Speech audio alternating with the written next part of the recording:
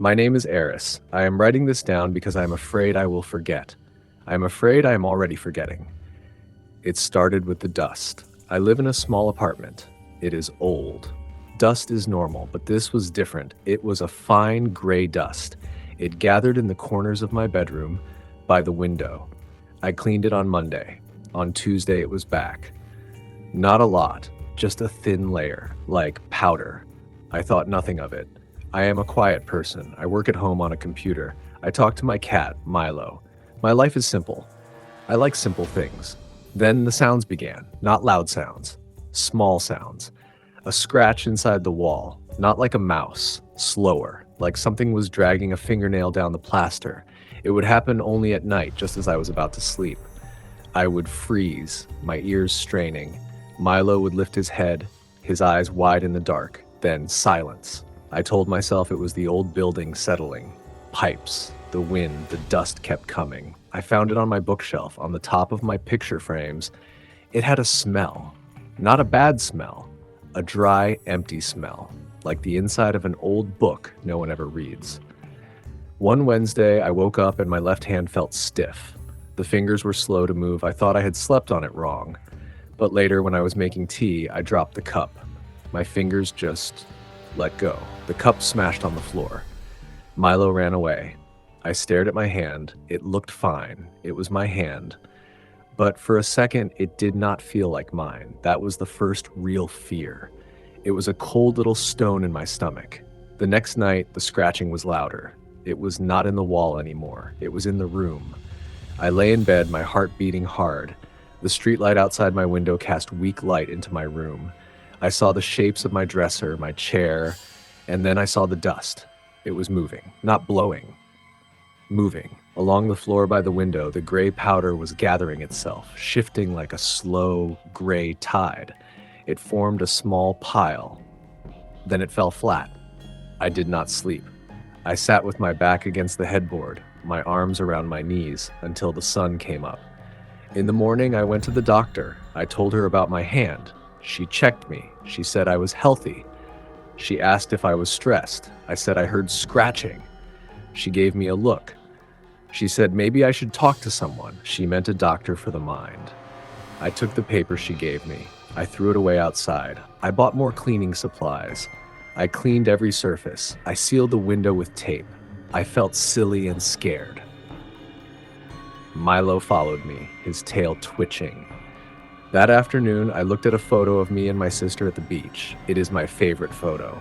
We are laughing, but when I looked at my own face in the picture, it seemed strange, blurry, like I was not all there. I rubbed my eyes, I looked again. It was fine, just the old print, I thought. But the feeling stayed, a feeling of being thin. The silence in the apartment got heavier. The normal sounds, the fridge humming, the distant traffic seemed muffled, swallowed. The air felt thick with that dry, empty smell. That night, I saw it. I was in bed again, trying to keep my eyes open. The room was dark. The scratching had started again, a slow, steady scrape from the corner where the dust always came back. I was so tired. My eyes closed. A sound woke me, a soft, crumbling sound, like sand falling through fingers. In the corner of the room, by the window, a shape was rising from the floor. It was made of the dust. It gathered and pulled itself up, a column of shifting gray. It was about the size of a person, but it had no real form. It was just a standing pile of powder. And from the top of it, two darker spots formed, like eyes. It did not move. It just stood there, its dust eyes looking at me. I could not scream, I could not breathe. I was frozen. The cold stone in my stomach was now a block of ice. Milo was on the bed. He saw it. He arched his back. He hissed, a sound I have never heard him make. It was pure hate, pure fear. The dust figure did nothing. Then, very slowly, it crumbled. It fell back to the floor in a silent heap. Just a pile of dust again. I finally sucked in a breath. It was a ragged, hurting sound.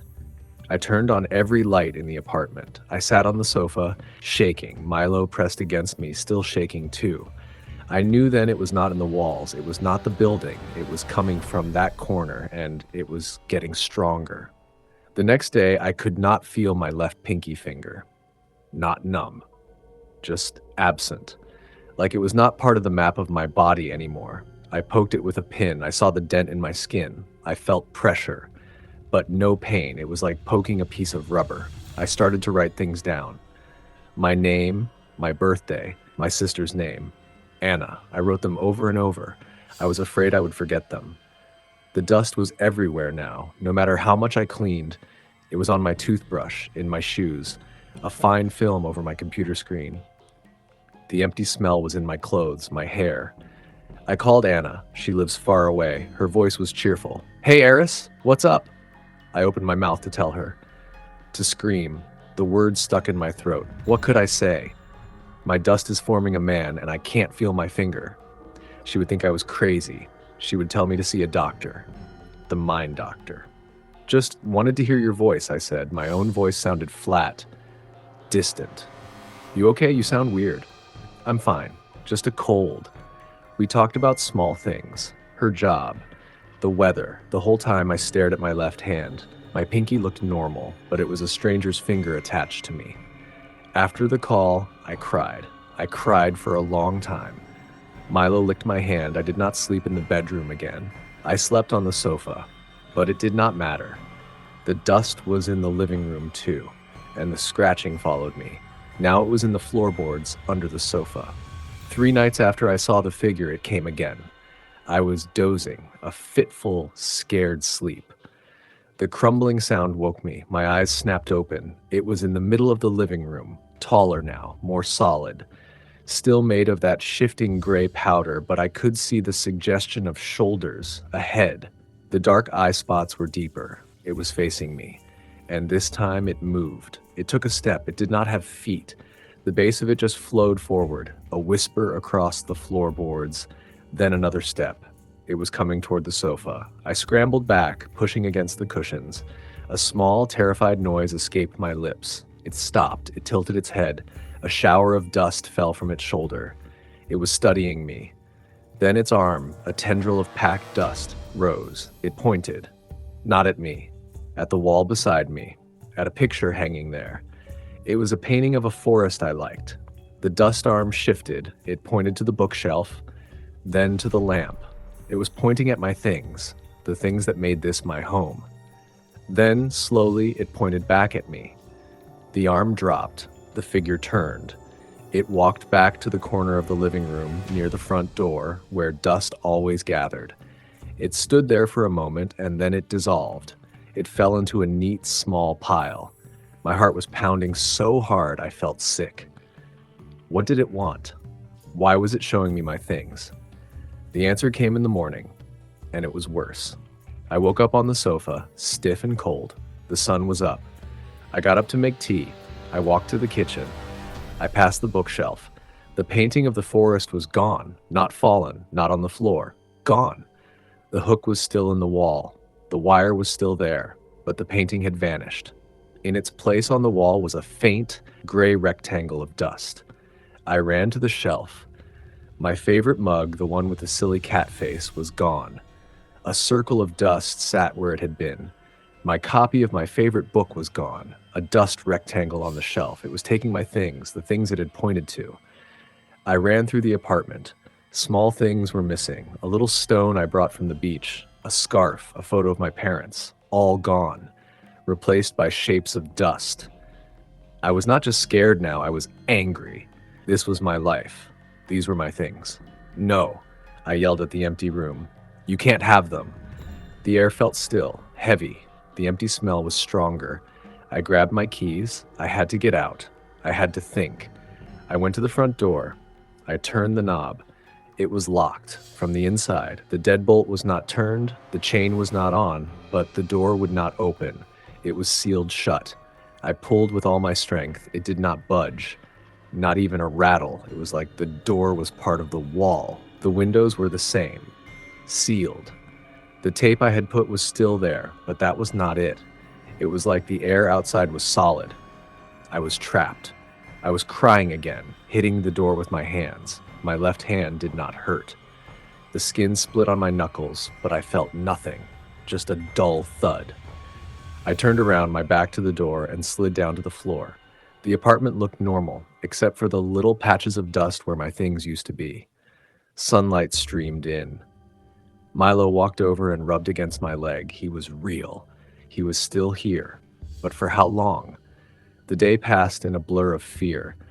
I tried to break a window with a chair. The glass did not crack. It made no sound. The chair just bounced off. My phone had no signal.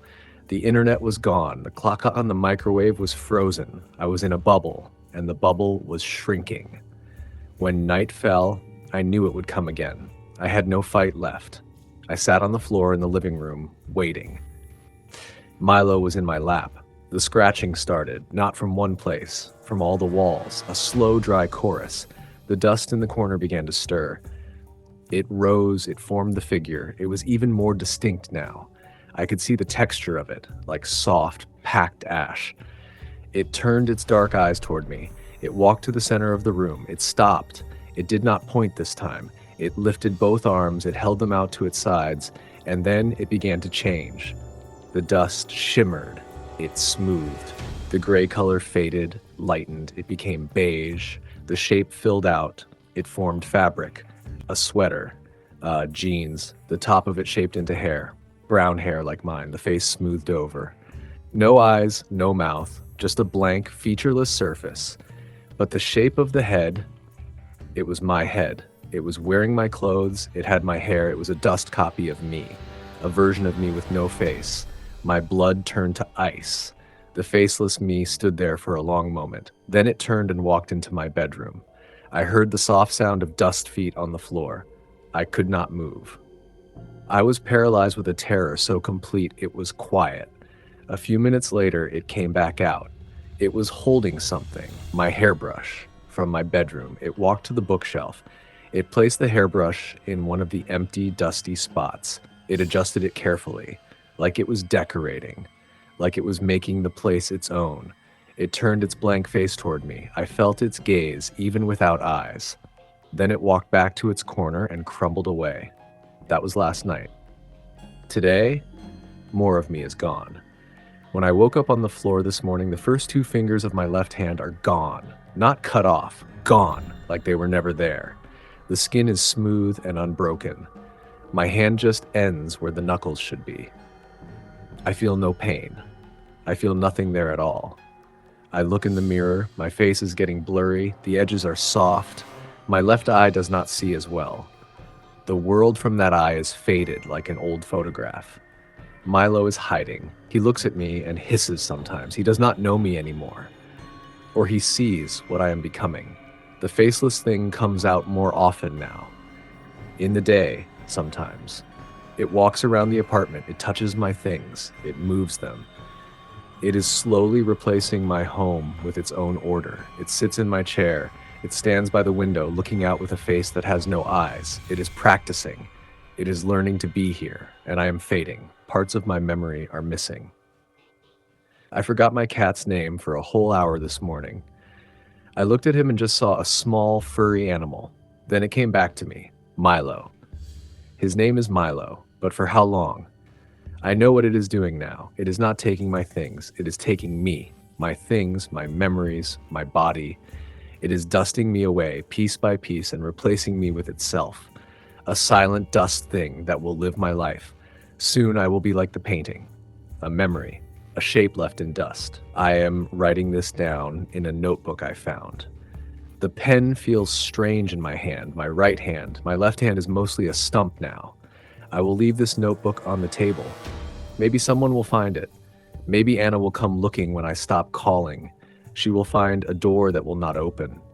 They will break it down. They will find an apartment, clean and quiet, a little dusty. They will find a man living here. He will have my hair, my clothes. He will look just like me. But when they get close, they will see he has no face, just smooth, blank skin. And I will be gone. Just a story written in a forgotten notebook. A story no one will believe. The scratching is starting again. It is not in the walls anymore. It is in my head. A soft, dry scrape, like dust settling on my thoughts. He is coming out now, from the corner. He looks more real every time. He is wearing my favorite shirt today. The blue one. He is walking toward me. He is holding his hands out. His smooth, finished hands. I am so tired. It is hard to remember why I am fighting.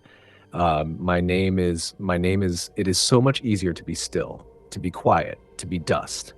He is standing over me now. His blank face is tilted. I think he is smiling. I am going to put the pen down now.